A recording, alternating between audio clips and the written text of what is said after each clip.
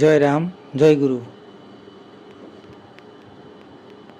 নমস্কার। গল্প কথায় রাম ঠাকুর চ্যানেলে সব বন্ধুদের স্বাগত। বন্ধুরা, আজ আমি ঠাকুর মশাইয়ের ঋণ শোধ সম্পর্কে যে গল্পটি ছিল তার এর আগে আপনাদেরকে দুটি পর্ব শুনিয়েছিলাম। আজ তৃতীয় পর্ব আমি শুরু করছি। বন্ধুরা, দ্বিতীয় পর্বের পর কড়া নাড়ার আগেই দরজা খুলে গেল ওই বাড়ির। ওই ভদ্রলোক শয্যায় বসেই ঠাকুর মহাশয়কে আসতে দেখেছিলেন। তিনি সাগ্রহে হাত ধরে ঠাকুর মহাশয়কে ভিতরে নিয়ে এলেন। গদগদ কণ্ঠে বললেন, রাম, তুমি এসেছ? ভাই, বসো। বলেই আপন শয্যায় ঠাকুরকে বসিয়ে দিলেন। আপনি বসেন আগে, বললেন ঠাকুর মহাশয়। ওই ভদ্রলোক বসতেই ঠাকুর মহাশয়ও বিছানার এক পাশে বসলেন। প্রভাতচন্দ্রকেও ওই বিছানায় বসতে বললেন ঠাকুর মহাশয়। কিন্তু তিনি এ শয্যায় না বসে ঘরের এক পাশে যে টুলটি ছিল সেটিতে বসলেন। ওই ভদ্রলোক জিজ্ঞেস করলেন, ইনি কে? ঠাকুর মহাশয় প্রভাতচন্দ্রের পরিচয় দিলেন। সবিস্ময়ে ওই ভদ্রলোক বললেন, ইনি তো তোমার শিষ্য। না, তা নয়, ইনি আমার খুব আপনজন, ঠাকুর মহাশয় বললেন। ঠাকুর মহাশয় তাহার নিজ গ্রামের হিন্দু মুসলমান নির্বিশেষে অনেকের খবর পরমাত্মীয়ের মতো খুঁটে খুঁটে জিজ্ঞাসা করছিলেন এবং ওই ভদ্রলোকও উত্তর দিয়ে যাচ্ছিলেন প্রায় 15-20 মিনিট ধরে। সহসা ভদ্রলোক ঠাকুর মহাশয়ের হাত দুটি ধরে করুণ কণ্ঠস্বরে বললেন, রাম ভাই, আমার অনেক অপরাধ সারা জীবনের আছে, কিন্তু পর্বত প্রমাণ অপরাধ আজ হয়েছে তোমার প্রণামে। আমাকে শুধু একটিবার তোমাকে প্রণাম করতে দাও। না, তা হয় না, বলে ঠাকুর মহাশয় তাহাকে বিছানায় বসিয়ে দিলেন। ভদ্রলোক বলে যেতে লাগলেন, তোমার বাবা রাধা মাধব চক্রবর্তী যে সিদ্ধ পুরুষ তা আমাদের অঞ্চলে সকলেই জানেন। মহাতাপস তোমার বাবা। তিনি যে নিজের বাড়িতে পঞ্চবটী আসনে বসে তপস্যা করতেন ও জগন্মাতার সাক্ষাৎকার লাভ করেন,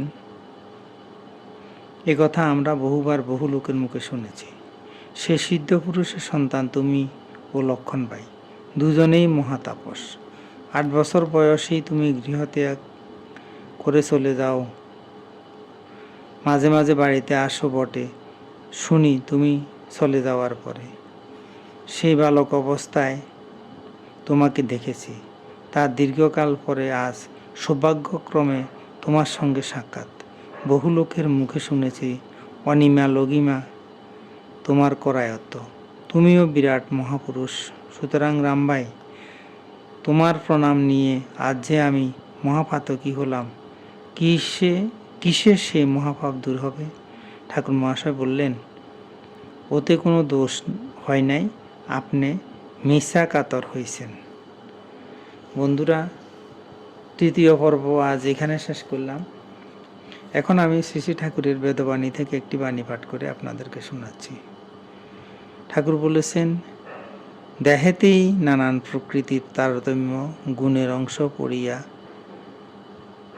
পূর্বপার অর্থাৎ সম্মুখেই যাহা দেখে তাহাই আদর্শ ছায়াস্বরূপ।